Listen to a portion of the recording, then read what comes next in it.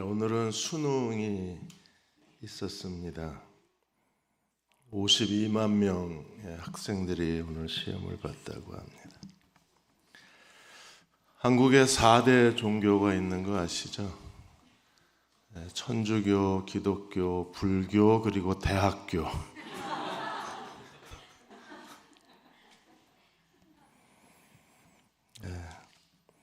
이번엔 재수생들이 한 16만 명 정도가 재수생이었대요.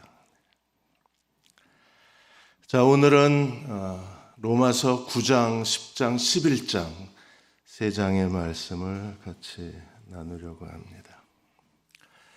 전도학 교수이신 레너드 스위트 교수께서 국민일보하고 인터뷰를 하셨는데, 교회가 다시 회복되어지려면 MRI가 재부팅되어야 한다고 인터뷰를 하셨습니다. MRI는 자기 공명 그 병원의 그 장치가 아니라 마태복음 28장 18절에서 20절에 그리스도의 지상 명령을 세 가지 사명으로 설명을 한 거예요. 첫째가 미셔널, 선교적 사명, 그 다음에 제자로 삼어라, 릴레이셔널, 그리고 모든 민족에게 가라, 인카네이셔널. 그래서 세 가지, 미셔널, 릴레이셔널, 인카네이셔널 해서 선교적 사명, 관계적 사명, 그리고 문화적 사명. 다시 MRI의 이 세 가지 사명으로 리부팅 되지 않으면 결국 현대 교회도 실패할 수밖에 없다고 하셨습니다. 로마서 9장에서 11장까지는 이스라엘의 실패가 무엇 때문에 일어났는지를 우리들에게 그대로 보여주고 있어요. 이스라엘의 실패를 지켜보는 마음은 착잡합니다. 우리가 아브라함의 언약이 세 가지 관점이라고 그랬어요. 칭의, 죽음과 부활, 그리고 이스라엘, 하나님의 백성 공동체. 로마서 2장과 3장은 칭의, 그리고 4장에서 8장까지는 죽음과 부활, 그리고 9장에서 15장까지는 하나님의 백성의 공동체, 민족 공동체에 대한 이야기입니다. 먼저 9장에서 11장까지는 이스라엘이 왜 실패했는가를 우리들에게 설명하고 있습니다.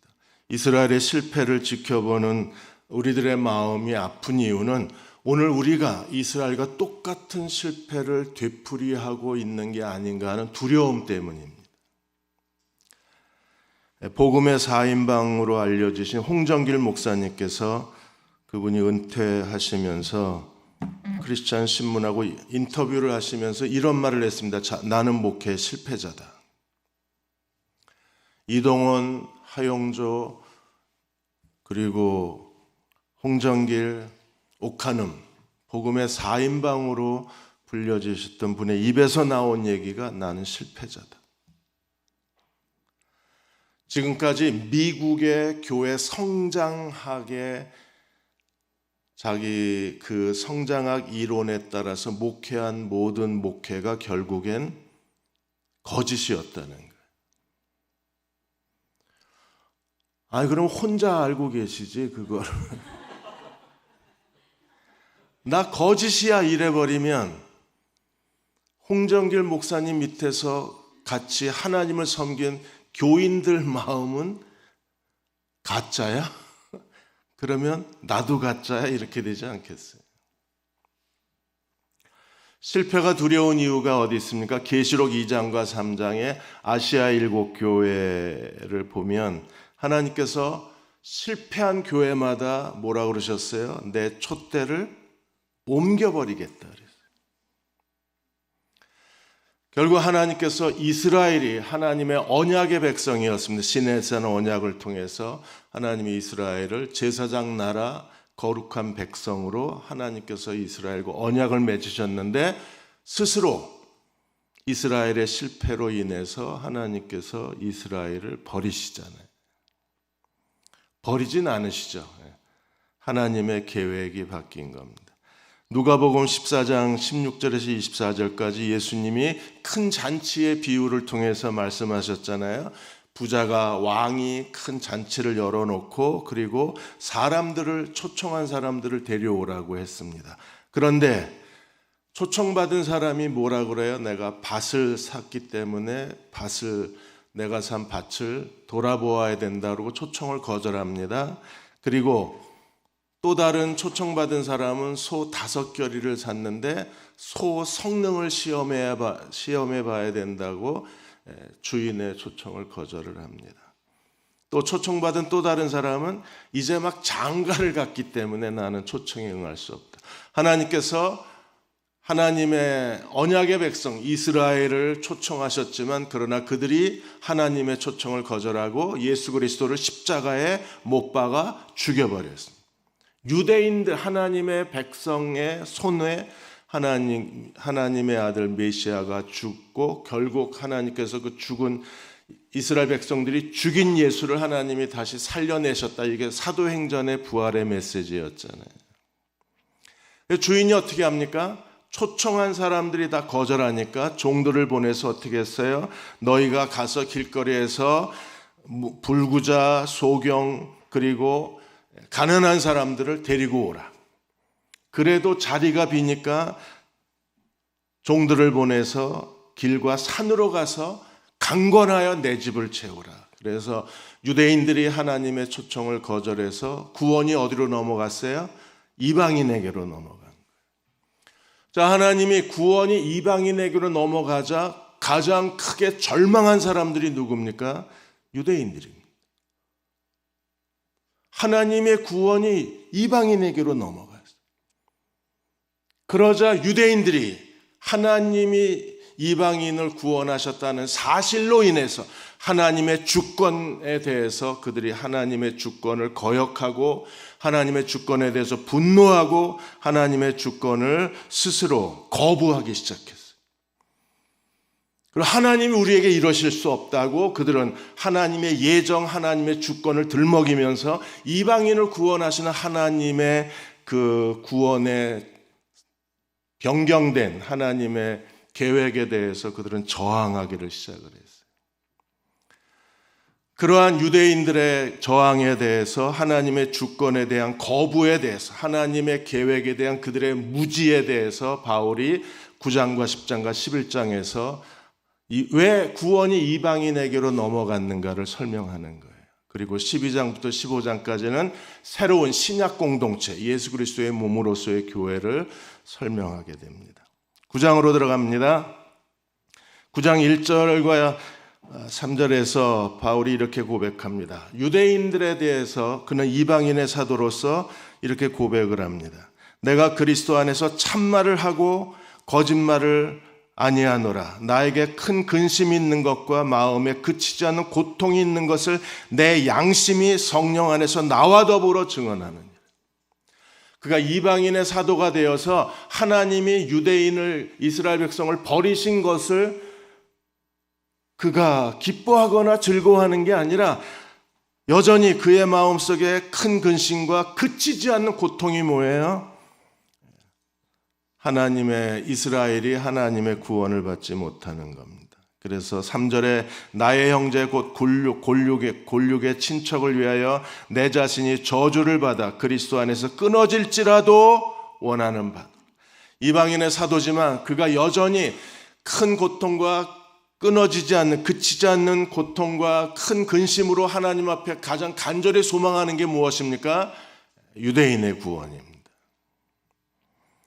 유대인은 어떤 사람인가요? 4절과 5절에 하나님이 유대인에게 주신 특권에 대해서 이렇게 설명합니다. 그들은 이스라엘 사람이라 그들의 양자됨, 영광, 언약, 율법, 예배와 약속이 있고 조상들도 그들의 것이요 메시아가 어디로 왔어요? 유대 백성으로 왔습니다. 하나님이 언약 백성 이스라엘에게 가장 영광스러운 모든 특권을 다 허락하신 거예요. 그들은 하나님의 언약의 백성입니다. 양자됨이 있습니다. 하나님의 영광이 있습니다. 언약이 있습니다. 율법이 있습니다. 예배가 있고 성소와 제사 제도가 있고 약속이 있고 조상들도 그들의 것이고 그리스도가 그들에게서 태어났기 때문에. 그러나 이제 구원이 유대인에게서 이방인에게로 넘어갔어요. 유대인들은 이걸 받아들일 수가 없는 겁니다. 만일에 어느 날 저희들의 인생이 끝날 무렵에 내 인생이 결국 실패였다는 사실을 깨달을 때 얼마나 두려울 거예요. 홍정길 목사님의 기사를 읽으면서 며칠 동안 참 마음이 아팠습니다. 그리고 저 자신에 대해서 아주 심각하게 들여다보기 시작했어요. 나는 제대로 목회를 했나? 하나님이 주신 길을 걸어왔나? 이스라엘 백성들이 어느 날 갑자기 하나님께서 그리스도가 십자가에 죽으시고 3일 만에 부활하신 이후에 모든 게 다 거대한 수렁에 빠져버렸어요. 지금까지 자기들이 믿어왔고 알고 있던 모든 것들이 다 한꺼번에 사라져버렸어요.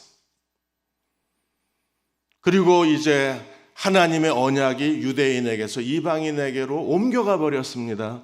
받아들이기 어려웠을 거예요. 왜 이런 일이 일어났습니까? 그들은 이 모든 일이 다 하나님이 예정하신 일이기 때문에 우리는 잘못이 없다는 거예요. 우리가 실패하고 하나님이 처음부터 이방인을 구원하기로 예정하신 일이기 때문에 예정대로 됐으니까 우리는 아무 잘못도 없다. 우리는 하나님의 예정의 피해자들이다. 결국 이 모든 일은 하나님의 주권적 역사지. 우리는 허수아비였다. 우리는 쓰레기통이었다. 우리는 피해자들이다. 라고 큰 소리를 내기 시작했어요. 당연히 그렇죠. 오늘 하나님을 오랫동안 섬긴 사람들이 무슨 일이 잘못되면 다 누구 탓이에요? 하나님 예정 탓이랍니다. 하나님이 그렇게 하셨대요. 자기가 잘못됐다는 생각은 안 하고 이게 전부 다 모든 걸 전지전능하시고 모든 걸 아시는 하나님이 다 이 일을 하셨다고 얘기합니다. 정말 그럴까요? 9장 6절에서 그러나 하나님 말씀이 패하여진 것 같지가 않다 그랬어요. 결국 이 모든 일은 하나님이 이미 말씀하신 대로 이루어진 일이에요. 하나님께서 이스라엘과 북이스라엘 남유다에 대해서 계속해서 그들이 우상 숭배하면 하나님께서 그들을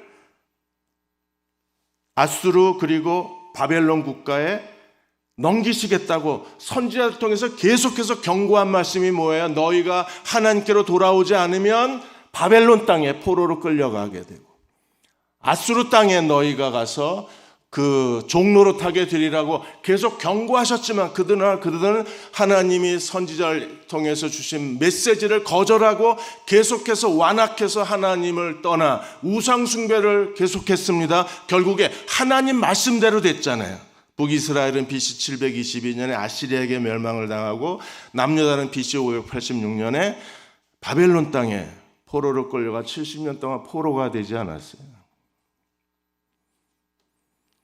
그리고 하나님이 한 번 더 경고하셨습니다. 그럼에도 불구하고 그들은 메시아를 죽이고 결국 하나님의 버림을 받고 마른 거예요. 그래서 바울은 하나님 말씀대로 됐다는 것을 몇 가지 예를 통해서 우리들에게 설명합니다. 제일 먼저 이스마엘과 이삭, 야곱과 에서, 모세와 바로, 그리고 토기장이와 진흙의 비유를 통해서 결국 이스라엘 백성이 하나님 말씀에 순종하지 않고 그들이 하나님의 말씀을 거역하다가 하나님의 경고가 그대로 이루어졌다는 사실을 입증해내요. 하나님 말씀이 그대로 이루어졌습니다. 자, 제일 먼저 이스마엘과 이삭에 대해서 설명합니다. 6절에 하나님 말씀이 패하여진 것 같지 않도다. 이스라엘에게서 난 그들이 다 이스라엘이 아니요 또한 아브라함의 씨가 다 그의 자녀가 아니라 오직 이삭으로부터 난 자라야 내 씨라 불리우리라. 이스마엘은 육신의 자녀입니다. 왜? 아브라함이 아직까지 아기를 낳을 수 있는 능력이 있었을 때 그가 사라와 공모해서 하갈을 통해서 낳은 아들이 이스마엘입니다. 이스마엘은 육신의 자녀의 대표예요. 이삭은요, 인간의 힘과 행위로 낳은 자식이 아니라 믿음으로 하나님 말씀으로 태어난 약속의 자녀입니다. 그래서 하나님께서 말씀하신 아브라함에게 하신 언약의 자손은 이스마엘이 아니라 누구예요? 이삭입니다.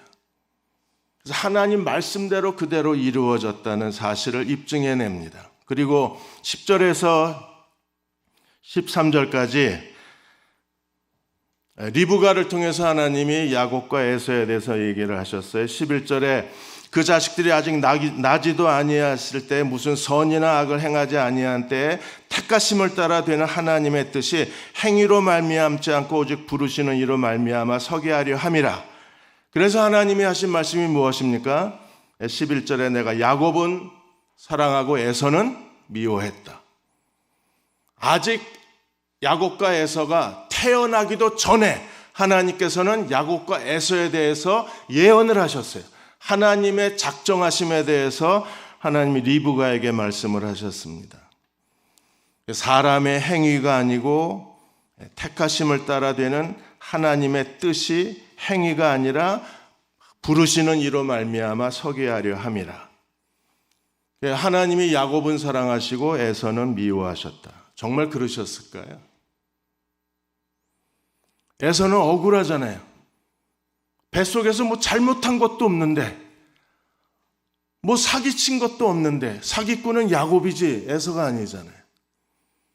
이미 뱃속에 잉태하자마자 하나님이 예언하시기를 난 너 싫어, 나 야곱이 좋아. 에서는 얼마나 억울할까요? 왜 하나님이 사랑한다, 미워한다는 하나님이 받아들이셨다, 거절하셨다 그런 뜻입니다. 그럼 사람이 아무것도 하지 않았는데 하나님이 이렇게 하나님이시기 때문에 하나님의 주권으로 한 사람의 운명을 이렇게 망가뜨리셔도 되나요?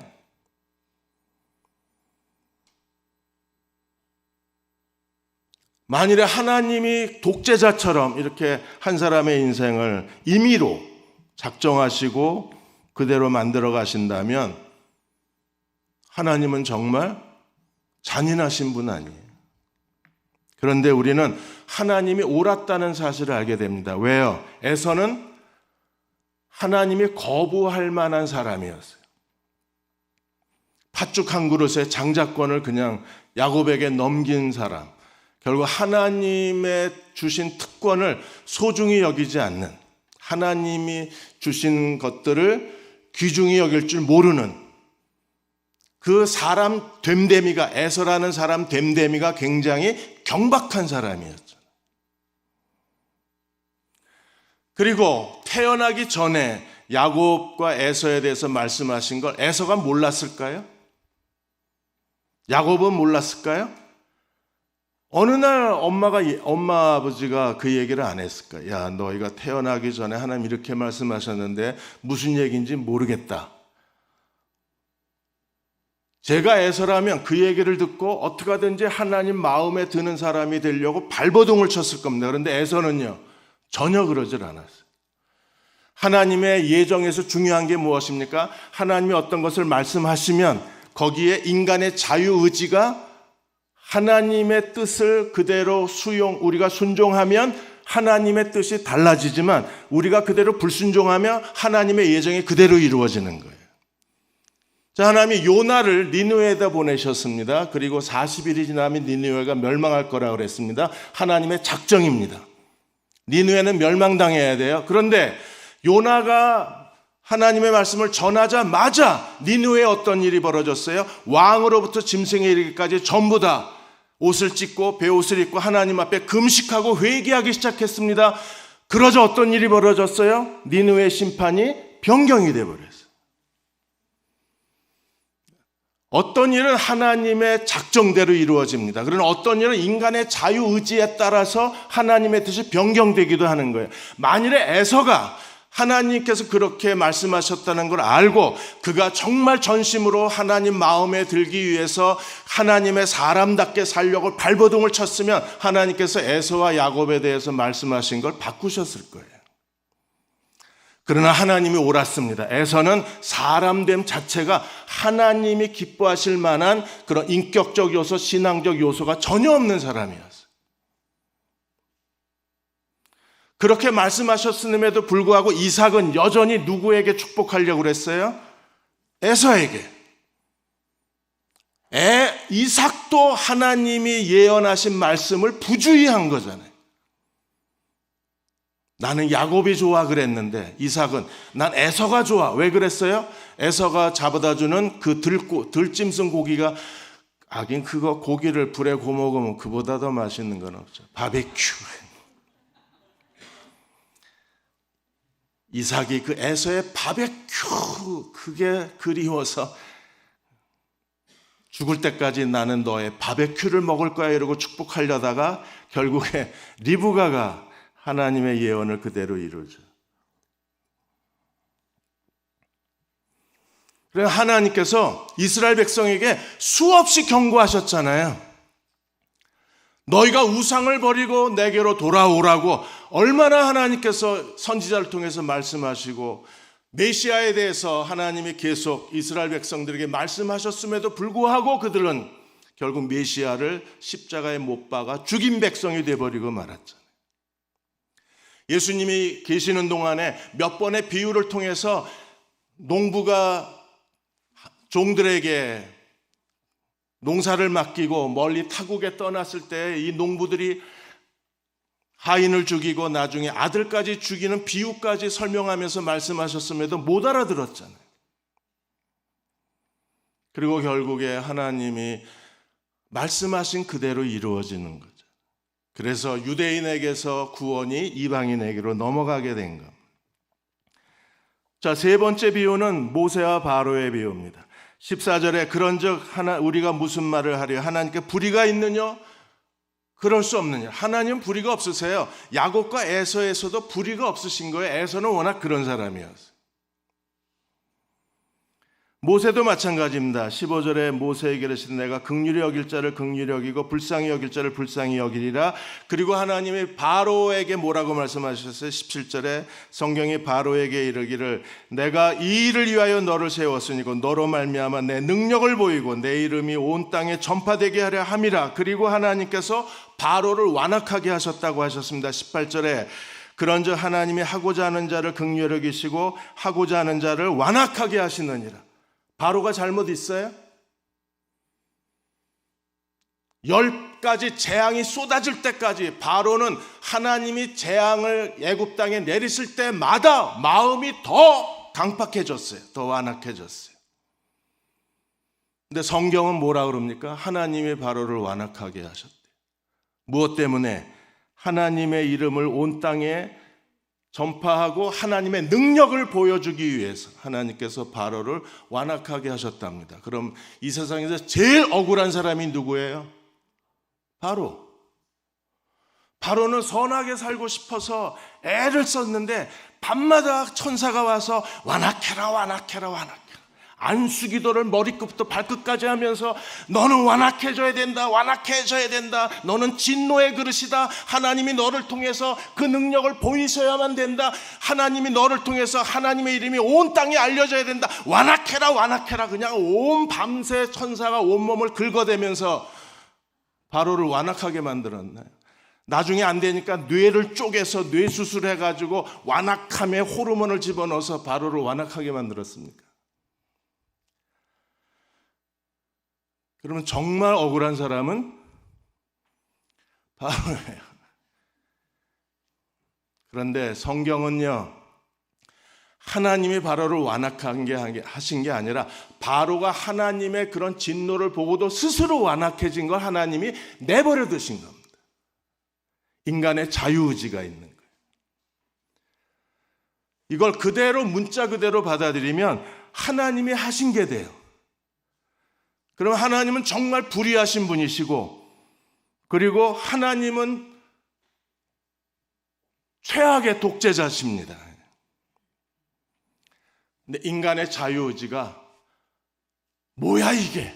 이러고 바로가 모세의 기적을 보면서도 점점 마음이 굳어지고 더 완악해지고 더 하나님에 대해서 그의 맹렬한 하나님에 대한 저항감이 커지니까 하나님 그걸 그대로 하나님의 진노의 도구로 내버려 두신 거예요. 그래서 하나님이 하신 게 아니라 바로의 자유의지를 하나님이 그대로 받아들이신 겁니다. 사랑하는 여러분, 인간의 자유의지와 하나님의 주권이 만나야 하나님의 예정이 이루어지는 거예요. 이 사실을 기억하십시오. 우리가 왜 기도합니까? 하나님 우리가 구하기 전에 있어야 될 것을 다 아시는 분이십니다. 근데 왜 우리에게 기도하라고 그래요? 구하라 주실 것이요, 찾으라 찾을 것이요, 문을 두드리라 그리하면 열릴 것이라. 구하기 전에 있어야 될 것을 아시는 하나님이 왜 구하라고 그러셨어요? 인간의 자유의지입니다. 우리가 하나님께 구할 때 우리의 의지로 하나님 이걸 우리에게 저에게 허락해 주십시오라고 구할 때 인간의 자유의지와 하나님의 예정이 만났을 때 그곳에 하나님의 뜻이 이루어지는 거예요. 그래서 19절에서 24절까지는 세 번째 비유가 무엇입니까? 이스마엘, 이삭, 바로와 모세, 그리고 이어서 이스마엘과 이삭, 야곱과 에서, 바로와 모세, 그리고 토기장이와 진흙의 비유가 이어져요. 그래, 니들 말대로 하나님이 유대인을 버리고 이방인을 구원하시는 게 하나님의 예정이고, 예정대로 됐다고 너희가 말하는, 합리화하는 그게 옳다고 그러자. 그렇다고 뭐가 잘못됐냐? 왜? 하나님은 누구세요? 토기장이시고 사람은 진흙이지 않냐. 하나님의 주권에 대해서 바울이 옹호하는 거예요. 그래서 19절에 홍대가 말하기를 하나님이 어찌하여 허물하시느냐, 누가 그 뜻을 대적하느냐 하리니, 이 사람아 내가 누구이기에 감히 하나님께 반문하느냐. 정말 그게 하나님의 예정이라고 그러죠. 그렇다면 하나님이 그것을 할 만한 주권자가 아니시냐고 묻는 거예요. 그럼 하나님은 그렇게 하실 수 있는 분 아니십니까? 왜? 그분은 토기장이시고 우리는 진흙덩어리니까. 토기장이 마음대로 진흙을 가지고 천이 쓰는 그릇을 만들 권한도 있고, 귀 쓰는 그릇을 만들 권한이 토기장에게 있지 않아요? 하나님이 창조주이시고 우리가 피조물이라면 하나님께서 우리를 이렇게 만드실 권한은 있지 않습니까? 저는 거울을 볼 때마다 생각합니다. 그래, 하나님이 이렇게 만드셔도 되지. 전 제 얼굴이 진짜 마음에 안 듭니다. 얼굴은 커가지고 산적같이 생겨서.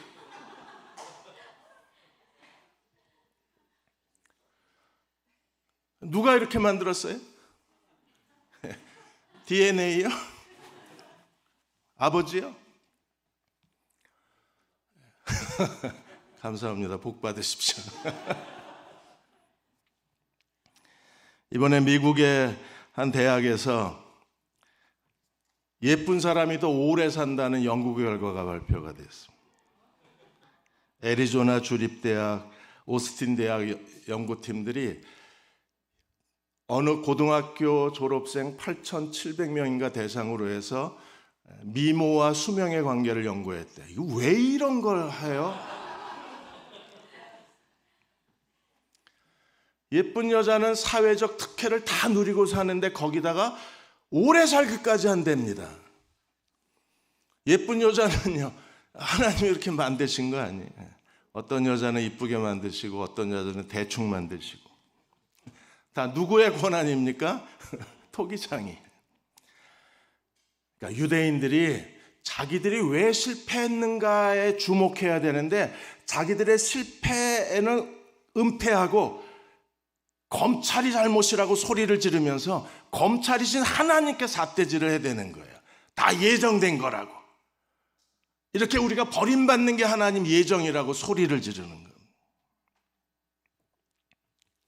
그래서 21절에 토기장이가 진흙 한 덩어리를 하나는, 귀 있을 그릇을 하나는, 천이 있을 그릇을 만들 권한이 없느냐? 권한이 있습니까? 있습니다. 그래서 22절에 만일 하나님이 그의 진노를 보이시고 그의 능력을 알게 하고자 하사 말하기를 준비된 진노의 그릇을 오래 참음으로 이스라엘 백성들이 정말 하나님 앞에 완악하고 우상숭배 죄에 빠지고 질퍽거리고 죄악 가운데 살았잖아요. 그런데도 하나님이 끝까지 오래 참지 않으셨어요. 23절에 영광 받기로 예비한 긍휼의 그릇에 대하여 그 영광의 풍성함을 알게 하고자 하셨지 무슨 말하리요? 이 그릇은 곧 우리 이방인들이 하나님의 긍휼의 그릇이 됐고, 유대인들은 하나님 오래 참으셨음에도 불구하고 하나님을 계속 거역하다가 진노의 그릇이 되어버린 거 아니에요. 그리고 하나님께서 이미 선지자를 통해서 오래전부터 하나님의 백성이 하나님 백성답지 못하면 구원이 이방인에게로 넘어갈 것이라고 계속 경고해 오셨어요. 25절에 호세아 그래도 이르기를 보라 내 백성 아닌 자를 내 백성이라 사랑하지 아니한 자를 사랑하는 자라 부르리라. 하나님이 호세아 선지자를 통해서 하신 말씀이 무엇입니까? 내 백성이 아닌 사람을 내 백성이라고 내가 부르리라. 그 누구예요? 이방인의 구원을 이미 얘기하신 거잖아요. 트리니티 신학대학의 신학학 교수이신 그랜트 오스본 박사는 로마서 강해를 쓰면서 유대인들의 이 완악함, 하나님을 거역한 유대인들의 완악함이 결국 하나님의 예정을 들먹이면서 끝까지 자기들의 죄를 하나님께 회개하지 않는다 그랬어요. 이게 종교적 교만에 빠졌다 그랬습니다. 뭘 잘못했는지, 왜 실패했는지를 모르는 거예요. 그리고 구원이 이방인에게 넘어가고 자기들이 하나님께 버림받았다는 절망감을 오히려 하나님의 예정 가운데 모든 일이 이루어진 일이기 때문에 자기들은 아무 잘못이 없다고 소리를 지르고 있다. 잔 스타트도 똑같은 해석을 했습니다. 그들이 지금 하나님의 예정을 들먹이는 것은 정말 하나님의 주권에 대한 겸허한 마음 때문이 아니라 자기들의 실패와 자기들의 잘못을 스스로 합리화시키기 위해서 예정론을 들먹인다 그랬어요. 그래서 바울이 9장에서 예정론을 설명한 이유는 결국 예정론은 뭐가 제일 중요해요? 인간의 자유의지가 중요해요. 그래서 결국 너희가 하나님의 선지자의 경고에도 불구하고 너희가 하나님을 떠나고 하나님을 버리고 하나님께 불순종했기 때문에 이 일이 이루어진 거지. 너희가 아무 잘못이 없는데 하나님의 주권으로 하나님이 너희를 버리시고 구원이 이방인에게로 넘어간 건 아니라는 거예요. 그래서 26절에 호세아 선지자의 예언에 너희는 내 백성이 아니란 그곳에서 그들이 살아계신 하나님의 아들이라 일컬음을 받으리라. 이방인들이잖아요. 그리고 27절에 29절까지 이사야의 이야기를 들었습니다. 이스라엘에 관하여는 남은 자만 구원을 받습니다. 예수님 당시와 바울 당시에 바울이 어디서 복음을 전했습니까? 유대인의 회당에서. 그래서 유대인들 남은 자들 중에 그리스도를 믿고 구원받은 사람들을 통해서 하나님께서 이스라엘에 씨를 남겨두셨다고 하셨어요. 29절에 미리 말한 바 만일 만군의 주께서 우리에게 씨를 남겨두지 아니하셨다며. 이스라엘이 왜 실패했습니까? 30절에서 33절까지를 한번 큰 소리를 읽어보겠습니다. 시작.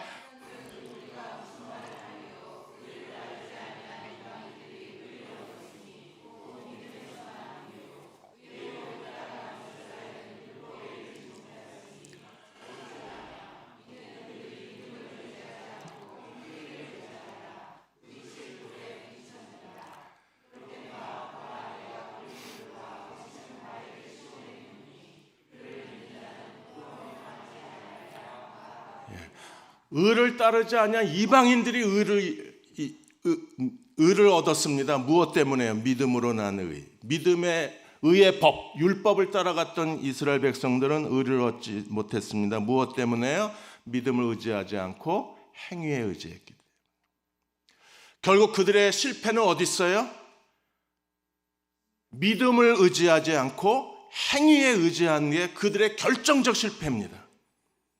근데 그들은 자신들이 무엇 때문에 실패했는가, 실패의 원인을 정확하게 분석하고 깨닫고 아는 것이 아니라 무조건 다 어디에 자신들의 잘못을 생각하지 않고 하나님의 예정으로만 몰아가는가?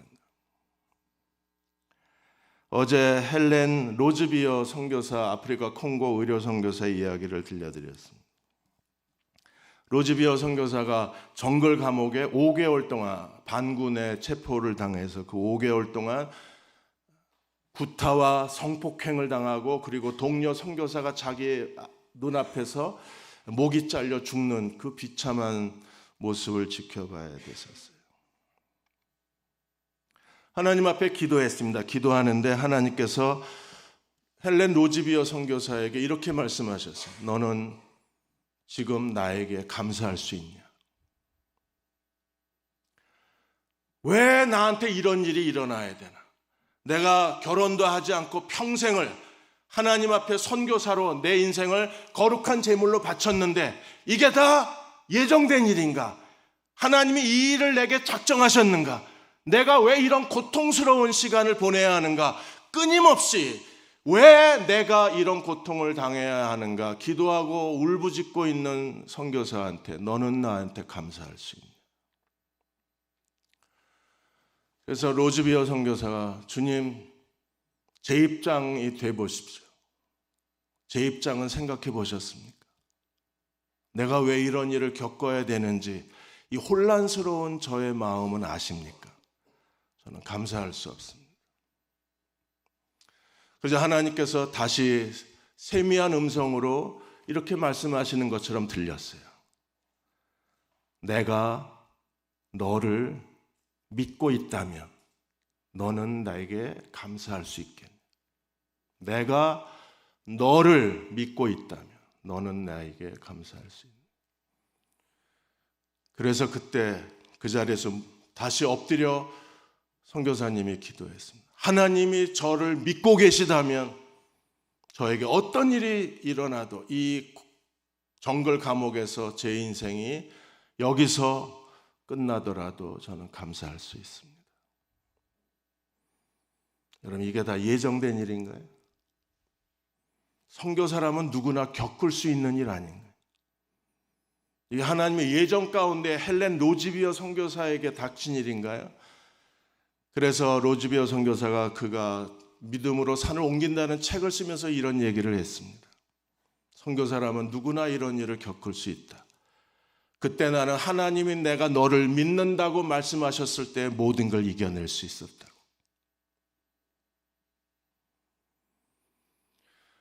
이스라엘은 자신들이 왜 버림받아야 되는가를 알아야 됐었어요. 예정된 일이 아니라 행위를 의지하고 믿음을 의지하지 않기 때문에 결국 그리스도가 그들에게 뭐가 됐어요? 걸림돌이 돼버린 거예요. 그리고 그들은 부끄러움을 당할 수밖에 없었던 거예요. 그래서 10장으로 넘어가면서 바울이 다시 이렇게 말합니다. 10장 1절에 한 번 더 유대인의 구원에 대해서 얘기해요. 형제들아, 내 마음이 원하는 바와 하나님께 구하는 바는 이스라엘을 위함이니 곧 그들이 구원을 얻는 것이라. 왜 그들이 버림받았어요? 믿음을 의지하지 않고 행위를 의지하기 때문입니다. 얼마나 많은 사람들이 지금도 믿음을 의지하지 않고 행위를 의지하고 있는지 모릅니다. 여러분, 예수 그리스도를 믿으십니까? 요한 웨슬레는 목사가 되고 선교사가 된 이후에도 오랫동안 그의 마음에 구원의 확신이 없었어요. 그가 이렇게 말합니다. 그가 영국 목사로 미국의 원주민들을 선교하러 갈 정도로 그는 열정적인 사람이었어요. 나는 매일 1시간, 2시간씩 성경을 읽고 기도한다. 매주 성찬식에 참여한다. 나는 할 수 있으면 말과 행실에 하나님 앞에 죄짓지 않기 위해서 나는 끊임없이 기도하고 조심스러워한다. 그는 옥스퍼드 대학의 신학과를 졸업하면서 그는 스스로 그리스도인으로 살기 위해서 모든 노력을 다 기울였다고 했습니다. 그러나 마음 깊은 곳에 그가 그리스도인으로서의 살기 위해서 모든 경건의 행위를 다하고 있었지만 그 마음에 믿음의 확신이 없었어요. 그는 시간이 나면 교도소에 찾아가서 죄수들에게 복음을 전하고 양로원에 찾아가서 나이 드신 분들을 사랑으로 돌보았습니다. 그렇게 계속해서 주님을 위해서 주의 일을 했음에도 불구하고 마음에 구원의 확신이 없었어요. 그러던 어느 날 모라비언 교도들의 모임에 요한 웨슬레가 참석을 하고 거기에 페인트 공이었던 평신도 그 홀런드라는 사람이 루터의 로마서 서론을 설교 시간에 루터의 로마서 서론을 읽는 순간에 거기서 웨슬레가 회심을 해요. 그리고 예수 그리스도를 믿는 믿음이 무엇인가를 그가 거기서 깨달아요. 지금까지 그는 경건한 그리스도인으로서의 행위주의에 빠졌다가 그러나 그 행위와 행위가 그에게 아무런 마음에 확신도 주지 못했는데 그가 예수 그리스도를 믿는 순간에 거듭나는 순간에 그 마음에 하나님의 평안과 구원의 확신과 그리고 하나님의 부르신 새로운 소명이 그의 마음에 불타기 시작을 했습니다. 지금도 행위주의에 빠져서 그리스도를 믿는 믿음을 갖지 못한 채 그리스도인처럼 살고 있는 사람들이 있습니다. 이스라엘이 그랬어요. 그래서 2절에 내가 증언하노니 왜 그렇게 됐습니까? 내가 증언하노니 그들이 하나님께 열심은 있으나 올바른 지식을 따르는 것이 아니라 열심이 있는데 무식했어요. 어디에 무식했습니까? 3절에 하나님의 의를 모르고 자기 의를 세우려고 힘써 하나님의 의에 복종치 아니하였느니라. 그리스도는 모든 믿는 자에게 의를 위하여 율법의 마침이 되시느니라. 하나님의 의에 대해서 무지했어요. 뭐만 그들이 세우려고 했습니까? 인간의 의만 세우려고 했습니다. 요한 웨슬레도 인간의 의만 세우려고 발버둥을 쳤습니다. 그러다가 그리스도를 만난 이후에 그는 하나님의 의의 선물을 받아들이고 그리고 그리스도가 그의 인생의 주인과 구세주가 되는 순간에 그는 완전히 변화되기 시작했습니다. 유대인이 왜 실패했는가를 10장에서 더 구체적으로 그들의 행위를 의지하고 믿음을 의지하지 않았던 이유가 무엇인가를 10장에서 유대인의 죄의 실체를 그대로 바울이 해석해내요. 5절에 율법으로 말미암는 의를 행하는 사람은 그 의로 살아야 합니다. 근데 율법이 사람을 의롭게 할 수 있나요? 불가능합니다. 우리 어제 로마서 7장에서 본 것처럼 율법은 죄를 가져오고 죄는 우리의 자아 포기를 가져와요. 우리가 얼마나 무능하고 쓸모없는 인간인가를 그대로 살아있는 채 우리로 목격하게 하는 역할을 하는 게 바로 율법이 하는 일입니다. 6절에 믿음으로 말미암는 의는 무엇을 말합니까? 이같이 말하되 내 마음에 누가 하늘로 올라가겠느냐 하지 말라. 여러분, 행위로 의롭다함을 받은 사람들은 죄와 사망의 법에서 생명과 성령의 법이 우리를 해방했습니다. 로마서 8장 1절에서 4절까지. 어떻게 하나님이 우리를 해방하셨어요? 죄 없는 하나님의 아들의 육신의 죄를 정하셔서 그래서 그리스도가 죽으시고 부활하심으로 말미암아 죄와 사망의 법에서 우리를 해방했습니다. 우리가 행위로 의롭다함을 받으려면 우리가 어떻게 해야 돼요?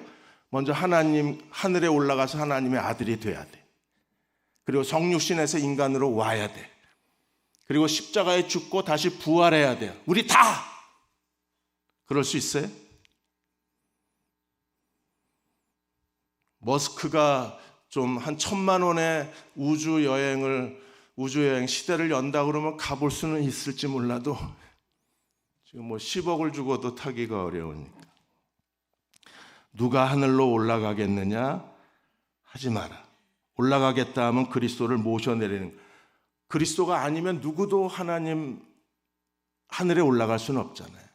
하늘에 올라가면 돼요. 내려와야지 이제 또. 그래서 7절에 누가 무저갱까지 내려가겠느냐 하지 말라. 내려가겠다 하면 그리스도를 죽은 데 가까운 데서 모셔 올리는 것이. 그리스도가 우리의 구원을 위해서 행하신 것처럼 성육신 하시고 십자가에 죽으시고 부활하심으로 우리의 구원을 마련하신 것처럼 사람이 자기 행위로 그렇게 할 수 있어요? 불가능합니다. 오직 그리스도를 믿는 믿음은 어떻게 우리가 구원을 받습니까? 8절에서 13절까지 믿음의 법에 대해서 우리에게 설명을 합니다. 8절에서 13절까지 한번 읽어보겠습니다. 시작. 그러면 무엇을 말하느냐? 말씀이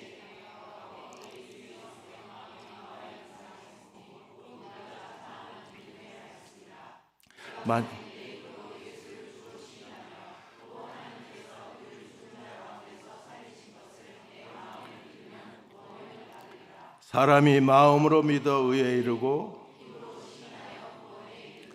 성경에 이르되 누구든지 그를 믿는 자는 부끄러움을 당하지 아니하리라 하니 유대인이나 헬라인이나 차별이 없음이라 한 분이신 주께서 모든 사람의 주가 되사 그를 부르는 모든 사람에게 부여하시도다. 누구든지 주의 이름을 부르는 자는 구원을 얻으리라. 아멘. 이게 믿음의 의예요. 우리가 하나님 말씀은 가까이 있어서 누구든지 원하면 하나님 말씀을 들을 수 있습니다. 그래서 8절에 이 말씀은 믿음의 말씀이라고 했어요. 그리고 두 단계, 마음으로 믿어 의에 이르고 입으로 시인하면 구원에 이르게 됩니다. 마음과 입, 이 복음의 말씀에 대해서, 구원의 복음의 말씀에 대해서, 믿음의 말씀에 대해서 우리가 하나님의 예수 그리스도를 죽은 자 가운데서 다시 살리신 것을 믿고, 마음으로 믿고 입으로 예수 그리스도를 구주라 시인하면 구원을 받습니다. 그렇게 구원을 받으셨습니까? 영화배우 김수미 씨가 갑작스럽게 자다가 하나님의 부르심을 받았습니다.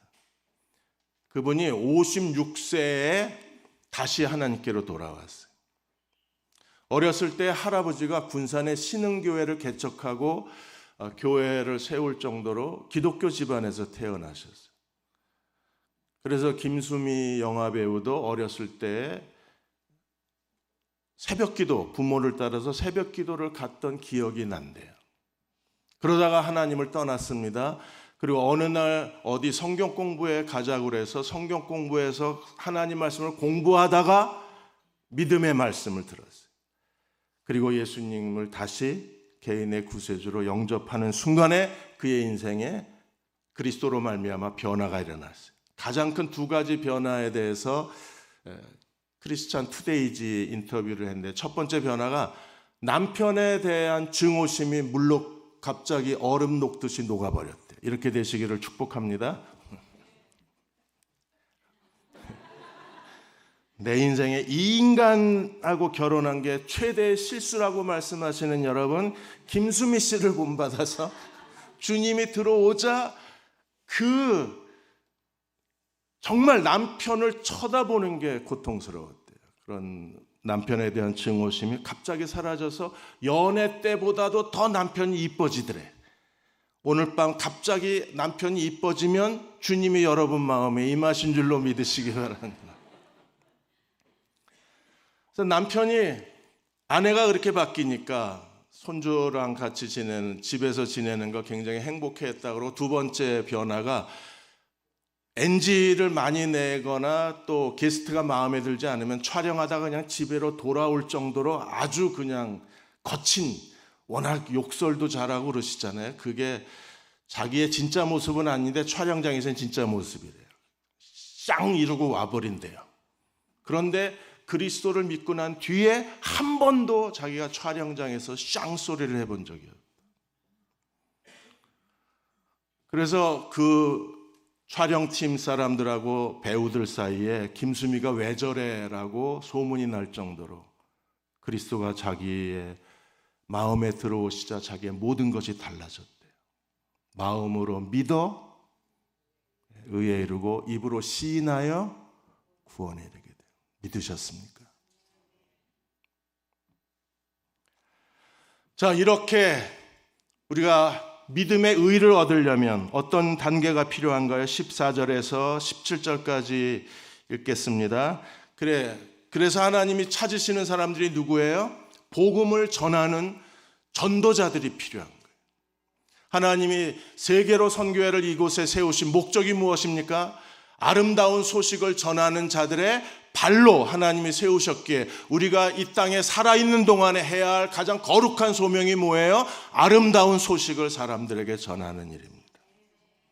14절에 17절까지 한 번 더 읽습니다. 그런즉 그들이 믿지 아니하는 자를 어찌 부르리요? 듣지도 못한 이를 어찌 믿으리요? 전파하는 자가 없이 어찌 들으리요? 보내심을 받지 아니하였으면 어찌 전파하리요? 기록된 바 아름답도다. 좋은 소식을 전하는 자들의 발이함과 같으니라.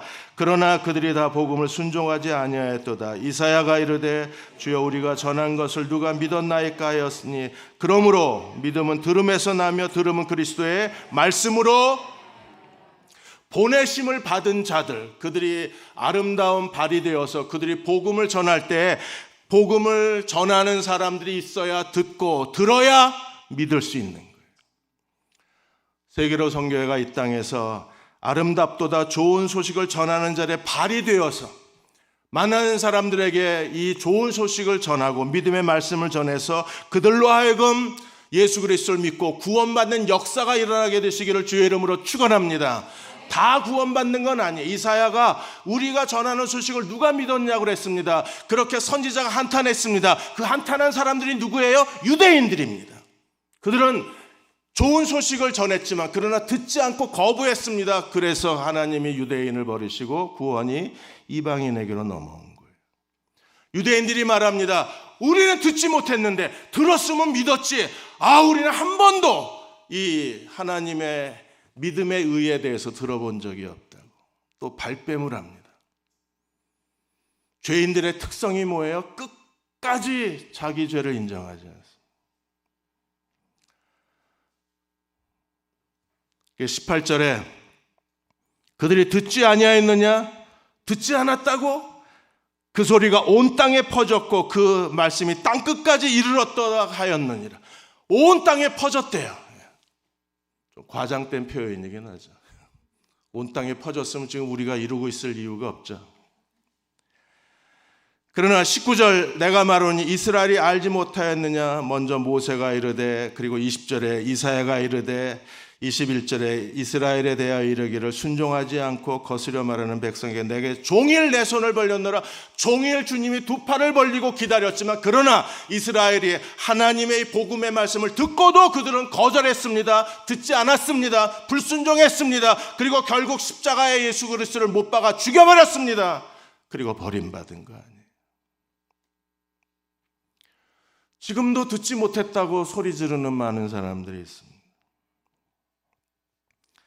자, 그러면 이스라엘의 미래는 어떻게 될까요? 이스라엘은 과연 어떻게 될까요? 11장에서 이스라엘의 미래에 대해서 우리들에게 설명을 합니다.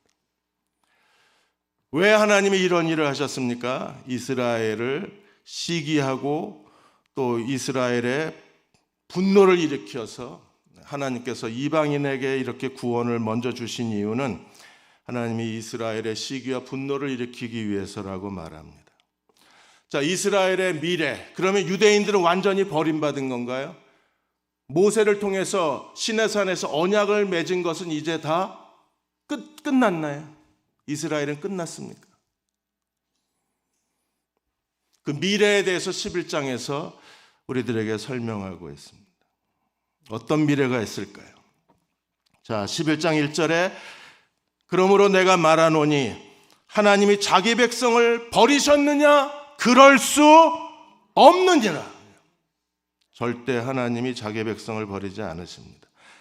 그래서 바울이 나도 이스라엘이요 아브라함의 씨에서 난 자요 베냐민 지파라. 베냐민 지파는 초대왕 사울을 배출한 지파 아니에요? 명문 지파 아닙니까? 2절에 하나님이 그 미리 아신 자기 백성을 버리지 아니에요. 구원이 이방인에게로 넘어갔는데 바울은 외치기를 하나님이 자기 백성을 버리지 않았대요. 그리고 그 백성은 하나님 미리 계획하신 백성이기 때문에 버리지 않는다고 얘기합니다. 무슨 얘기를 하는 겁니까 지금? 너희가 성경이 엘리야를 가르쳐 한 말을 알지 못하느냐? 하나님이 엘리야를 통해서 하신 말씀이 뭐예요? 4절에 내가 나를 위하여 바알에게 무릎을 꿇지 아니한 사람 7,000명을 남겨두었다. 이와 같이 지금도 은혜를 따라 남은 자가 있느니라. 다 이스라엘 백성을 버린 것이 아니라 하나님께서 남은 자, 이 남은 자 사상이 여기서 시작이 돼요. 남은 자 사상이 엘리야에게서 아모스 선지자로 이어지고 아모스 선지자에서 이사야로 이어져서 하나님께서 남은 자 사상을 발전시키십니다. 지금 유대인들이 완전히 버림받은 게 아니라 유대인 가운데 예수 그리스도를 개인의 구세주로 영접하고 예수 그리스도를 믿은 남은 자들이 이스라엘의 씨가 되어서 이스라엘을 보존하고 있는 거예요. 그래서 5절에 그런지 이와 같이 지금도 은혜로 택하심을 따라 뭐가 있어요? 남은 자가 있어요. 그들은 어떤 사람입니까? 은혜로 그리스도를 믿고 구원받은 사람들입니다. 자, 하나님께서 유대인과 아브라함의 혈통적 자손인 유대인과 아브라함의 믿음의 자손 이방인 사이에 어떤 하나님의 구원의 계획이 있을까? 이것을 설명하는 데 있어서 바울이 11장에서 세 가지 법칙을 설명합니다. 그 첫 번째가 시기심의 법칙이에요. 시기심의 법칙을 설명하기 전에 7절에서 10절까지 이스라엘이 왜 실패했는가를 먼저 그들의 실패한 원인을 지적을 합니다. 이스라엘이 왜 실패했어요? 7절에 이스라엘의 구원은 그것을 얻지 못하고 택하심을 입은 자가 얻었고 남은 자들은 우둔하여졌다. 기록된 바 하나님이 오늘까지 그들에게 뭘 주셨습니까? 혼미한 심령과 보지 못하는 눈과 듣지 못하는 귀를 주셨다. 하나님이 정말 이렇게 주셨을까요? 이스라엘이 하나님을 믿고 예수님을 죽이지 않으려고 발버둥을 쳤는데 하나님께서 어느 날 갑자기 안개가 이스라엘 땅을 확 덮더니 안개를 들이마신 사람마다 다 혼미한 영혼과 듣지 못하는 귀와 보지 못하는 눈을 갖게 됐을까요? 아니죠. 그들이 하나님께 대해서 우둔한 마음 상태를 하나님 그냥 내버려 두신 겁니다. 그래서 결국 그들은요 10절에 눈이 흐려 보지 못하고 등은 항상 굽게 하옵소서. 선지자의 기도가 응답이 되어져서 그들이 보지 못하니까 예수님을 하나님의 아들 메시아를 십자가에 못 박아 죽인 백성이 되어버리고 말았잖아요. 이게 이스라엘이 실패한 가장 큰 원인이 그들의 마음속에 이 우둔함이 있는 거예요. 혼미한 심령, 보지 못할 눈, 듣지 못할 귀. 저는 계속 기도합니다. 하나님, 저희들에게 이 삼중적 우둔함에서 벗어나게 해주십시오. 정말 이 시대에는 복음에 대해서 지적인 복음의 지식이 탁월한 그리스도의 종들이 필요해요. 그리스도의 젊은이들이 필요해요. 벌써 로마서 1장에서 9장까지 숨가쁘게 왔습니다. 그냥 요점만 따라서 왔지만 이미 성령께서 그 마음에 계시의 영을 부어준 사람은 이게 요점만 따라왔음에도 불구하고 그 지식이 체계화되고 하나의 복음의 시스템이, 지식의 시스템이 그 안에 만들어지기 시작할 거예요. 그렇게 되는 사람들은 이 우둔함에서 벗어난 사람. 우리가 하나님을 섬기는데 제일 큰 장애물이 우둔한 거예요. 미련한 마음, 깨닫지 못하는 마음. 결국 이 우둔함 때문에 이스라엘이 실패하고 이스라엘 역사 자체가 붕괴되어졌던 것처럼 오늘 이 시대에도 복음을 듣지만 여전히 우둔한 사람들이 복음의 지식에 이르지를 못하는 거예요. 근데 하나님이 그냥 내버려 두신 이유가 어디 있습니까? 그냥 내버려 두신 이유가 어디에 있어요? 하나님의 섭리 때문에 그렇습니다. 그래서 첫 번째 섭리가 시기심의 법칙입니다. 11절에서 12절까지 한번 보겠습니다. 같이 읽겠습니다. 그러므로 내가 말하노니 그들이 넘어지기까지 실족하였느냐? 그럴 수 없느니라. 그들이 넘어짐으로 구원이 이방인에게 이르러 이스라엘로 시기나게 하려 함이라. 12절 그들이 넘어짐이 세상의 풍성함이 되며 그들의 실패가 이방인의 풍성함이 되거나 하며 그들의 충만함이리요. 하나님이 하신 일이 뭐예요? 구원이 이방인에게로 넘어감으로 이스라엘이 시기나게 하려 합니다. 그래서 이스라엘이 하나님께로 돌아오면 유대인과 이방인이 하나의 공동체가 되어서 하나님의 언약의 풍성한 시대가 열리게 되는 거예요. 그러니까 하나님께서 유대인을 버리신 게 아니라 유대인 구원이 이방인에게 넘어오게 하심으로 유대인들이 시기나게 하고 유대인들이 그 하나님의 이방인을 긍휼히 여기신 것에 대해서 분노하게 만드심으로 인하여 결국 유대인들이 다시 그리스도에게로 돌아오기를 기다리는 게 하나님의 계획입니다. 근데 이스라엘이 지금 시기심과 이방인에게 구원이 임하게 하셨다는 것에 대해서 그들이 아직까지도 마음에 시기심이 별로 없어요. 분노가 없습니다. 지금 메시아닉 주스라고 해서 그리스도에게로 돌아온 수많은 유대인들은 이 시기와 분노가 있어요. 자기들에게 주셨던 그 영광스러운 특권이 지금 어디로 갔어요? 이방인 교회로 갔으니까. 그들에게 시기와 분노가 있습니다.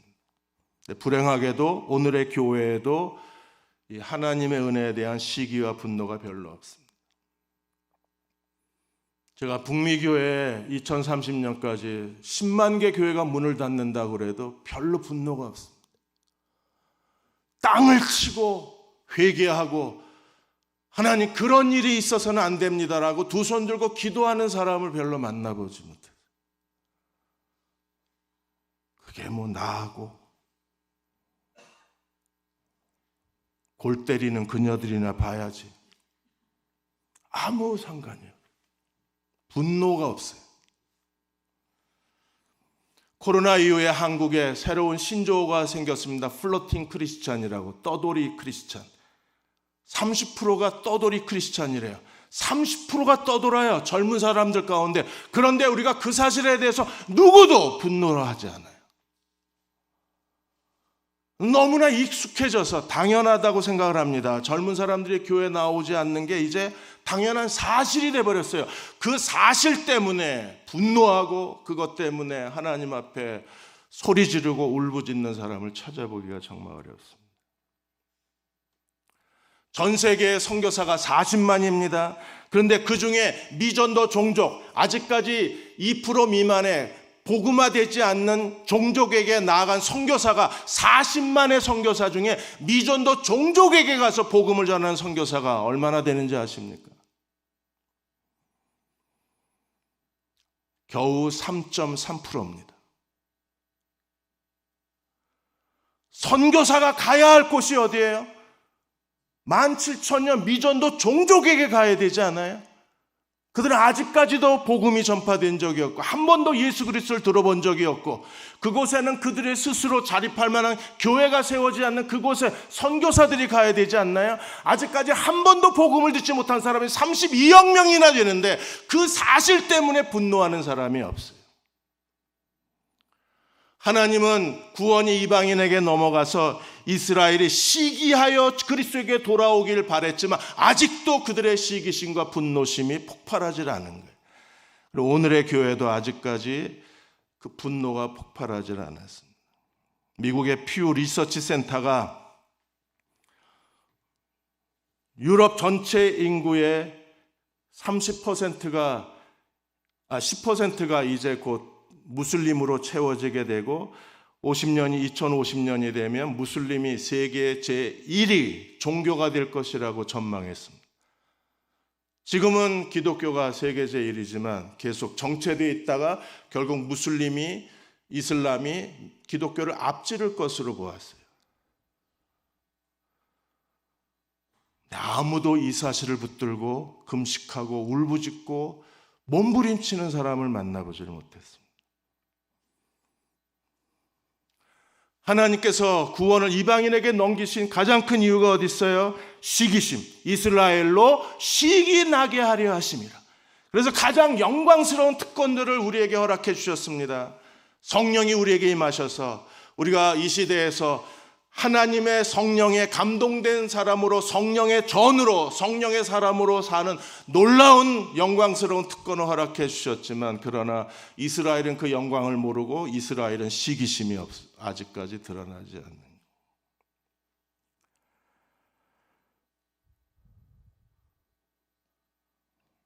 두 번째 법칙입니다.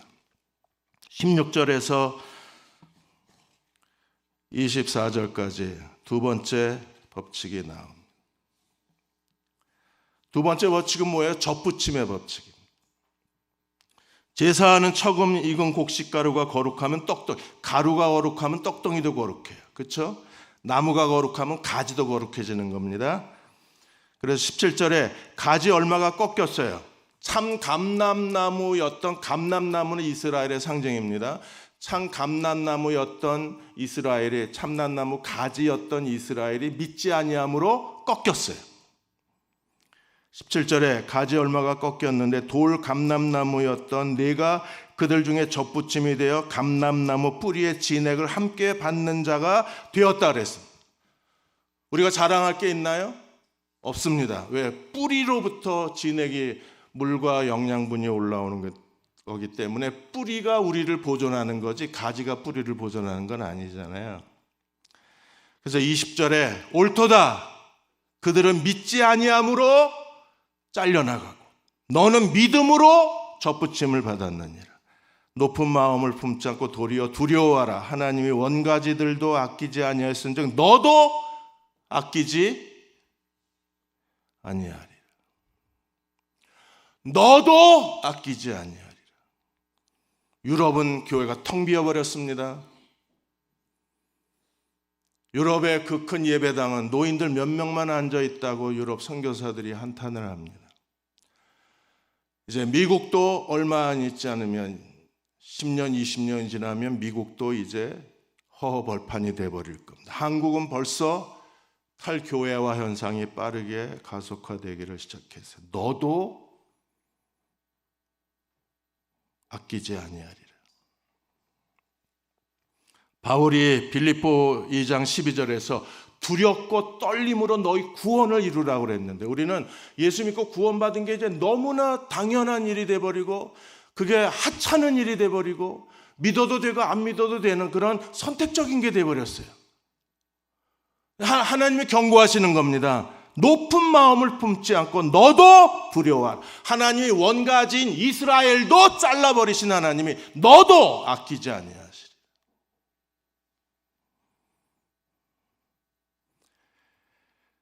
그래서 22절 하반절에 너희가 하나님의 인자하심에 머물러 있으면 인자가 너희에게 있으리라. 그렇지 않으면 너도 어떻게 돼요? 찍힘받으리라.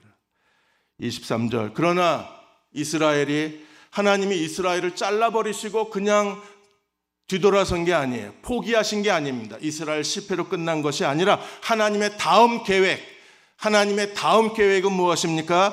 그들도 믿지 아니하는데 머무르지 아니하면 접붙임을 받으리니 이는 그를 접붙일 능력이 누구에게 있어요? 하나님께 있습니다. 이스라엘이 예수 그리스도를 믿는 믿음을 갖게 되면 하나님이 그를 다시 접붙임을 주실 것입니다. 그래서 감람나무에 이방인 가지와 유대인 가지가 접붙임을 받아서 이방인과 유대인 공동체가 완성될 것을 바울이 보았던 거예요. 하나님의 계획, 이게 하나님의 계획입니다. 그래서 25절에서 28절까지가 하나님의 이스라엘의 미래에 대한 하나님의 큰 그림이 25절에서 29절까지 좀 힘드시지만 같이 읽어보겠습니다. 이제 거의 다 끝났어요. 네. 수능날이라 일찍 끝내드리려고.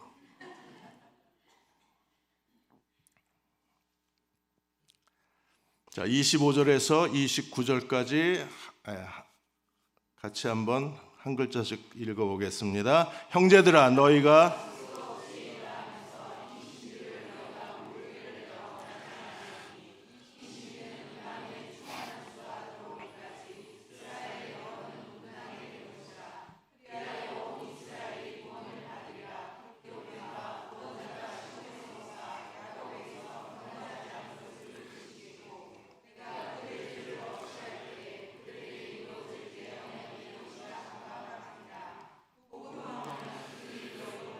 원수된 자여 택하심으로 하면 조상으로 말미암아 사랑을 입은 자라. 하나님의 은사와 부르심에는 후회하심이.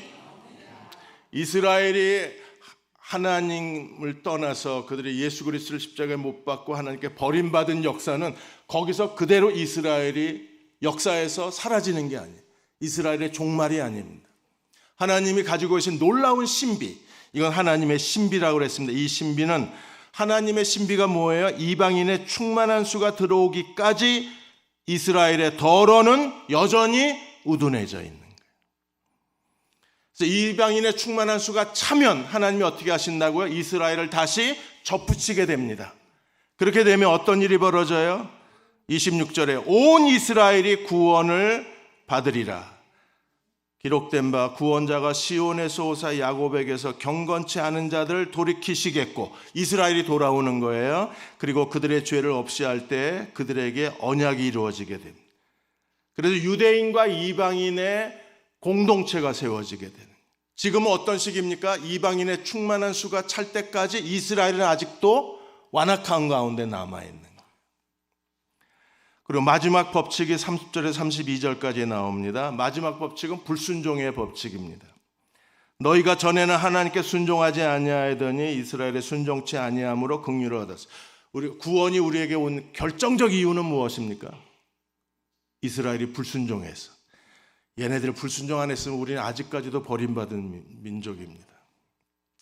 정말 잘했죠. 유대인들이 우리를 위해, 우리의 관점에서 보면 얘네들이 정말 큰 공로자입니다. 그들이 넘어지고 실패하고 불순종했기 때문에 우리가 이방인이 긍휼을 얻은 거예요. 그런데 거기서 끝나는 것이 아니라 이 31절에 이와 같이 이 사람들이 순종하지 아니하니 이는 너희에게 베푸신 긍휼로 인하여 이제 그들도 긍휼을 얻게 될 것이라. 그래서 32절 하나님이 모든 사람을 순종치 아니하는데 가두어 두심은 모든 사람에게 이스라엘의 불순종 때문에 구원이 우리에게 넘어왔습니다. 이방인의 충만한 수가 차면 구원이 다시 유대인에게로 넘어갑니다. 그래서 온 이스라엘이 구원을 받게 돼요. 이게 마치 계주처럼 바톤을 이어받듯이 유대인에게서 이방인에게로, 이방인에게서 유대인에게로, 그리고 마침내 아브라함의 하나님이 약속하신 큰 민족.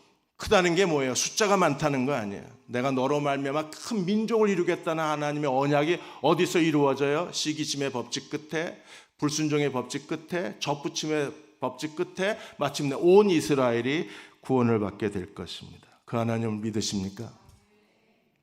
우리 개인의 인생에도 마찬가지입니다. 어떤 때 우리 개인의 인생에 불순종의 시기가 있을 수 있어요. 그것 때문에 우리가 사울처럼 미끄러져 망해버리면 그 사람은 정말 불행한 사람이지만, 그러나 우리가 회개하고 하나님께로 돌아오면, 긍휼의 시대가 찾아오면 하나님 우리를 위해서 계획해 놓으신 것들을 우리 앞에 채워주시기 시작할 것입니다.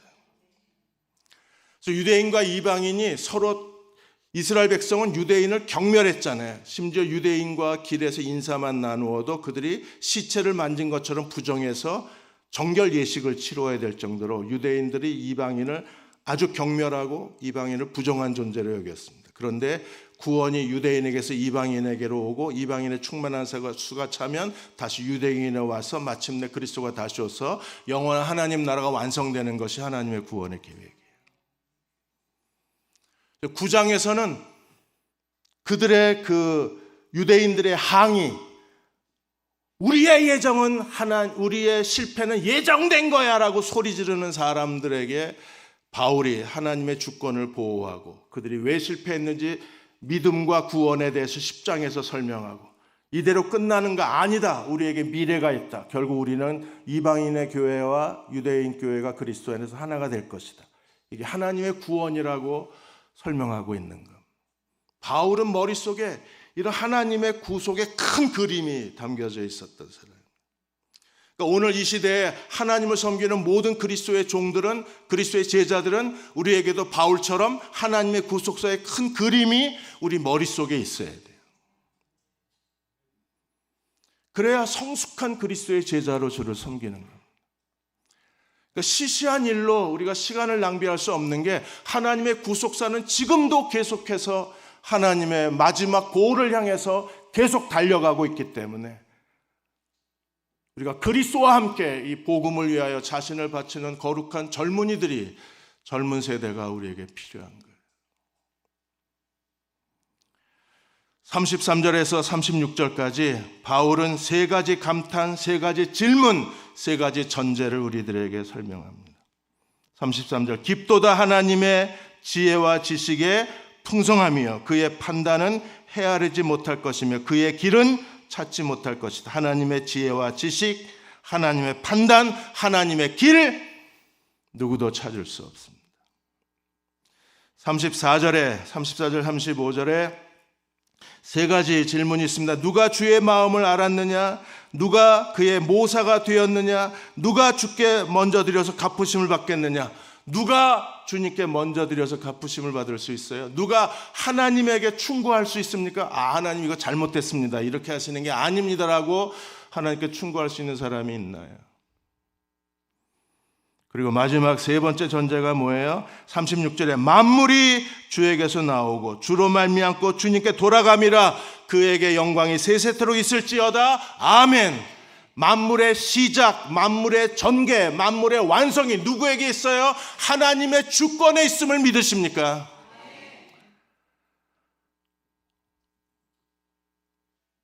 그러므로 우리의 인생이 혹시 잘못되지 않을까 두려워해서 근심할 필요 없습니다.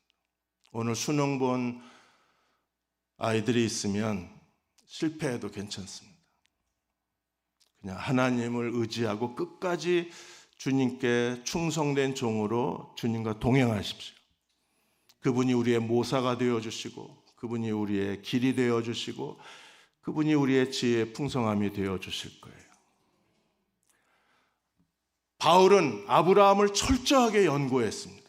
아브라함을 분석해서 마침내 예수 그리스도의 복음을 찾아내서 그 복음의 비밀을 기록한 게 로마서예요. 하나님께서 아브라함에게 3가지 약속을 주셨습니다. 아브라함이 복의 근원이 될 것이라. 그리고 아브라함에게 가나안 땅을 약속의 땅으로 줄 것이라. 그리고 아브라함에게 씨를 주어서 민족을 이루겠다고 약속하셨어요. 이 아브라함의 3가지 언약을 하나님이 어떤 방법으로 이루셨습니까? 하나님의 길이 누구였어요? 하나님의 지혜가 누구였습니까? 네, 사라. 자, 아브라함이 사라를 누이 동생으로 속이고 애굽에 내려갔습니다. 2번이나 그랬어요, 이 인간이. 이걸 남편이라고 믿고 살 수 있어요? 한 번도 아니고 2번씩이나 그랬습니다. 근데 처음엔 어떤 일이 벌어졌습니까? 애굽 왕이 사라가 너무 미모의 여인이니까 자기 아내를 삼으려고 오빠 아브라함에게 막대한 결혼 지참금을 줬어요. 결혼 지참금을 다 주고 나서 아내로 취하려고 하는 순간에 하나님이 꿈에 나타나셔서 남의 아내다 그랬습니다. 아니, 지참금을 주기 전에 얘기를 하셔야지. 지참금을 다 주고 계산 다 끝났는데, 그런데 이제 와가지고 남의 마누라 이러시면, 그래서 애굽 바로가 다시 사라를 아브라함에게 돌려보내잖아요. 근데 아브라함이 사라를 데리고 돌아올 때 지참금을 돌려주고 돌아왔나요? 아니요. 그거 왜 돌려줘? 그대로 4톤 트럭 한 20대에 싸가지고 약속의 땅으로 돌아와서, 얼마나 그게 아브라함의 부의 시작이 됐으면 그 부를 주식에 투자하고 그리고 비트코인에 투자해가지고 아브라함이 재산을 불려가지고 얼마나 재산이 늘어난, 나중에 아브라함의 목자하고 롯의 목자가 땅이 좁아서 다툴 정도로 재산이 크게 늘어났잖아요. 그 전에 아브라함은 어떤 사람이었습니까? 하나님이 너로 복의 통로가 되고 내가 복의 근원이 되리라 그랬는데 아브라함은 새빵살이였거든요. 가진 거 하나 없이 유목민이었습니다. 그런데 사라 때문에 마침내 아브라함이 복의 근원이 됐어요. 아내를 잘 만나야 돼. 2번째, 또 한 번 속였습니다. 아비멜렉에게. 그래서 하나님이 아비멜렉 온 땅에 여자들의 태를 다 닫아버렸어요. 임신이 안 돼요. 그리고 유산이 되고 아이가 태어나질 않아요. 그리고 하나님 말씀하시기를 아브라함이 선지자니까 아브라함이 기도하기 전에는 태가 열리지 않는다. 아브라함이 기도하자 하나님께서 태를 여셨어요. 아브라함이 그걸 보고 하나님 어떤 분이세요? 태를 닫기도 하고 태를 여시는 하나님을, 믿음, 하나님이 어떤 분이신가를 알았어요. 그 사건 이후에 2번째 사라를 누이 동생이라고 속인 사건으로 인해서 마침내 하나님은 태를 열고 태를 닫으시는 하나님이심을 아브라함이 믿었습니다. 그리고 나서 하나님께서 아브라함에게 2 천사를 보내셔서 내년 이맘때 내게 아들이 있으리라. 로마서 4장에 아브라함이 하나님을 믿었다 그랬습니다. 죽은 자를 다시 살리시고 없는 것을 있는 것처럼 부르신 하나님의 믿음을 어디서 배웠어요? 사라 때문에. 그래서 아내가 중요합니다. 남자의 인생은 아내에게 달렸습니다.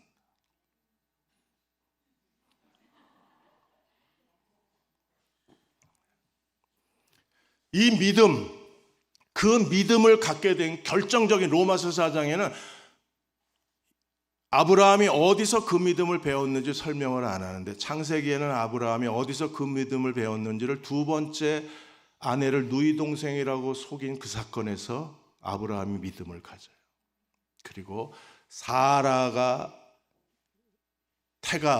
사라의 경수가 끊어지고 자기가 죽은 몸이 되었음에도 불구하고 하나님은 어떤 분이세요? 사라의 태를 열고 닫으실 수 있는 하나님을 믿었을 때 하나님이 그 믿음을 보시고 약속하신 것을 능히 이루셔서 내년 이맘때에 내게 아들이 있으리라, 그 말씀대로 이삭이 태어나고 그 이삭으로 말미암아 내 민족을 이루리라, 내 씨로 말미암아 내 민족을 이루리라. 이삭의 출생의 그 믿음은 사라로 인해서 아브라함이 배운 거예요. 자, 하나님이 아브라함에게 가나안 땅을 내게 기업으로 주겠다 그랬는데, 그때까지 가나안 땅은 이방 신들의 땅인데, 신들의 땅이기 때문에 절대로 자기 민족 같은 신을 섬기는 자기 민족 외에는 누구에게도 이 땅을 매매 안 해요. 근데 사라가 죽고 난 뒤에 그 해쪽 속의 땅을 아브라함이 해쪽 속에게 사라의 묘지를 장사 지낼 수 있는 땅을 달라고 요구합니다. 그런데 해쪽 속은 죽은 자를 숭배하는 족속이었어요. 죽은 자를 건드리면 재수가 없다고 믿었던 사람들입니다. 그래서 이 아브라함이 사라의 묘지 장례할 수 있는 땅을 달라고 그랬을 때 이 사람들이 해쪽 속의 부족장들이 다 가져, 마음대로 써. 네가 원하는 대로 다 하라고. 그런데 아브라함이 뭐라 그랬습니까? 땅을 사서 아내를 매장하고 싶다. 그건 신들의 땅입니다. 지금까지 누구도 그 땅, 누구에게도 이방인에게 그 땅을 매매한 적이 없어요. 그런데 죽은 자의 소원이에요. 그래서 마침내 사라의 매장지로 아브라함이 땅을 사요. 사라는 아브라함의 언약을 누가 다 이루었어요? 사라가. 내가 복의 근원이 되리라. 그 신부의 지창금 어마어마, 애굽 대제국의 지창금이었으니까 얼마나 어마어마했겠어요. 롤스로이드 차 한 10대는 줬겠죠. 그리고 사라로 인하여 하나님은 여자의 태를 열고 닫으시는 전능하신 아버지이심을 알았습니다. 그래서 하나님이 죽은 자를 다시 살리시는 하나님이심을 아브라함이 믿고, 그 믿음이 바로 예수 그리스도의 죽음과 부활의 믿음이 되고 우리의 믿음이 된 거 아니에요? 우리는 누구에게 빚졌어요? 사라에게 빚진 사람. 그리고 마침내 약속의 땅에 아브라함의 이름으로 처음 등본된 땅이 생겼는데, 해쪽 속의 땅이에요. 헤브론. 이걸 사라를 통해서 이루실 거라고는 아브라함도 생각하지 못했을 거예요. 하나님의 지혜와 판단의 풍성함이십니다. 누구도 하나님의 길을 찾을 수가 없습니다. 자, 그러면 이방인과 유대인은 어떻게 됐을까? 마지막 한 장면을 보여드리고 이제 정리하겠습니다. 자, 에베소서에 보시면 1장 20절에 23절까지 구세주의 5단계가 나와요. 그리스도가 죽으시고 부활하시고 승천하시고 만물의 주가 되시고 교회의 머리가 되셨어요. 그러므로 우리가 믿고 있는 예수 그리스도는 우리의 구세주이실 뿐 아니라 우리의 주인이실 뿐 아니라 만물의 주이실 뿐 아니라 그분은 교회의 머리가 되셨습니다. 그러므로 교회는 이미 유대인과 이방인이 그리스도 안에서 하나의 공동체가 교회의 비밀이에요. 2장에서 보시면 2장 11절에서 19절까지 20절까지 나중에 한번 읽어보십시오.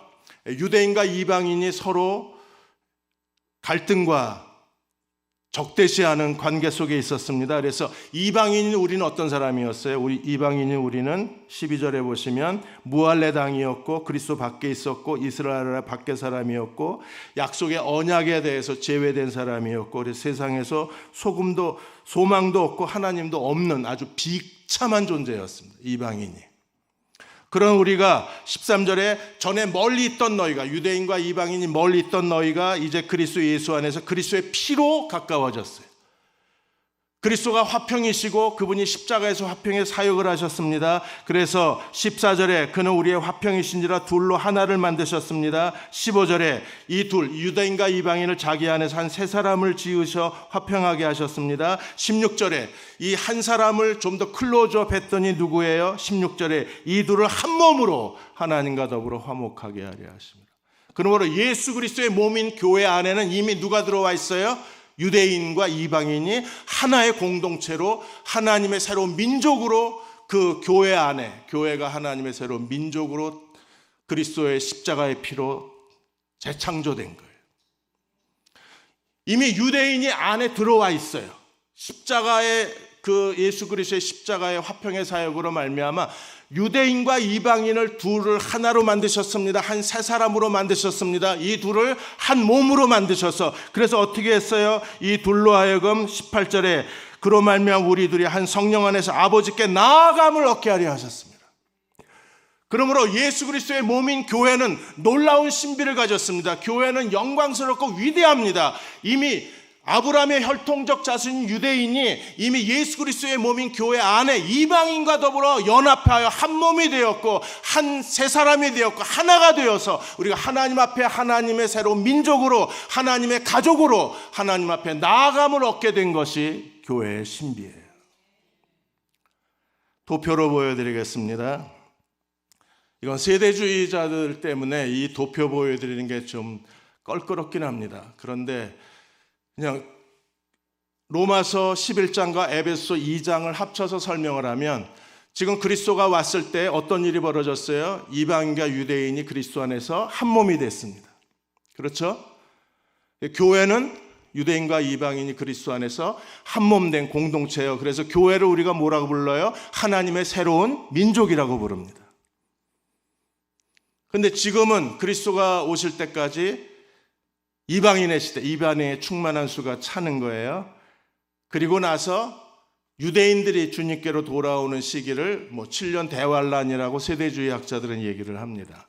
왜냐하면 그 계시록에 보면 이때 유대인들이 돌아온다는 이야기가 있기 때문에. 그렇게 됐을 때 이방인 시대, 유대인 시대가 끝나면 이건 정확한 거 아닙니다. 그냥 로마서 11장과 에베소 2장을 합쳐서 추론해 본 도표지 어떤 신학적 논쟁을 하려고 하는 거 아니에요? 제가 분명히 말씀드렸습니다. 이거 잘라버리고 짤로 나가면 저 이제 이단으로 몰립니다. 아니라고 그랬어요. 로마서 11장과 에베소 2장을 합치면 이런 이론이 추론이 된다는 거예요. 이방인의 충만한 수가 차면 유대인이 돌아오는데 하나님이 유대인을 뭘로 다루셨어요? 세계 최강대국으로 다루셨죠. 바벨론, 페르시아, 그리스, 로마 그리고 다니엘서의 금신상의 10발가락 시대 이게 적그리스도가 온다 이런 얘기들이 있지 않아요? 그래서 마지막 세계 최강대국이 누굴까? 그게 적그리스도라고 가정을 하면 그 적그리스도와 유대인의 관계 때문에 3년 반, 전 3년 반, 후 3년 반 역사가 펼쳐진다고 계시록에 설명하잖아요. 설명한다 그랬습니다. 제가 주장하는 게 아니고 거기 그게 있다 그랬습니다. 그래서 이방인의 시대가 이방인의 충만한 수가 차면 우리가 데살로니가서 4장처럼 공중재림이 이루어지고 그 다음에 유대인의 숫자가 차면 그리스도의 지상재림이 오지 않을까라고 예상을 하는 겁니다. 이론적인 겁니다. 근데 이게 워낙 세대주의자로 비판을 강하게 받아서 좀 말씀드리기가 좀 조심스럽긴 합니다. 그런데 로마서 11장과 에베소 2장을 가장 쉽게 아이들도 이해할 수 있게 보여드릴 수 있는 도표가 이거밖에 없어요, 사실은. 지금 우리는 어떤 시대를 살고 있습니까? 이방인의 충만한 수를 채워야 되는 시대에 살고 있어요. 우리가 너무 움직이지 않으니까 지금 이란에서는 최근에 꿈을 꾸고 꿈에 예수님을 만나서 주님께로 돌아오는 사람의 숫자가 무려 100만 명이 넘습니다. 몇 명이요? 100만 명. 이란 꿈 100만 쳐보세요. 기사가 확 뜹니다. 하나님께서 교회가 움직이지 않으니까 꿈으로 그리스도를 만나서 주님께로 돌아오는 사람의 숫자가 크게 늘어나는 거예요. 이란에서 45년 동안 이슬람의 신정 통치에 지치고 마약이 만연하고 결국 정치가들의 부패와 탐욕에 지치고 가난한 생활고에 지친 사람들에게 꿈에 그리스도를 만나고 주님께로 돌아온 사람이 100만 명. 이란에 7만 5천 개의 모스크가 있는데 그중에 100만 명이 주님께로 돌아오는 바람에 5만 개 모스크가 문을 닫아버렸어요.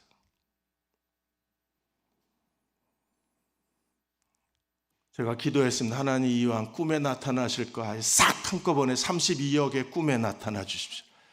꿈 한 번에 누가 이란에서 100만 명의 영혼을 주님께로 돌아오게 할 수 있고 빌리그람이 수천 명이 있어도 이란 땅에서 100만 명의 영혼을 주님께로 이끌 수는 없을 거예요. 우리는 뭘 해야 될까요? 이 하나님의 구속사가 우리 앞에 있는데요. 하나님의 구속사가 정체되어 있어요. 움직이질 않습니다. 왜요? 복음 전하는 자가 없으니까. 이러한 마지막 때에 하나님께서 우리 마음에 눈을 열어주셔서 하나님의 구속사의 비밀을 보게 해주시고 바울이 로마서 11장에서 말한 이 신비, 하나님의 신비를 보게 해주셔서 우리가 무엇을 위해서 살아야 될까를 스스로 깨닫고 하나님 앞에 자신을 거룩한 산제물로 드리는 세계로 선교회 교우 여러분들이 되시기를 주의 이름으로 축원합니다. 자, 우리 같이 조용히 묵상 기도하고 찬양을 준비하겠습니다.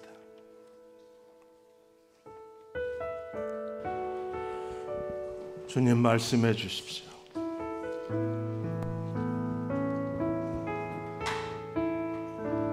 제가 어떻게 살아야 될지 알게 해 주시기를 원합니다.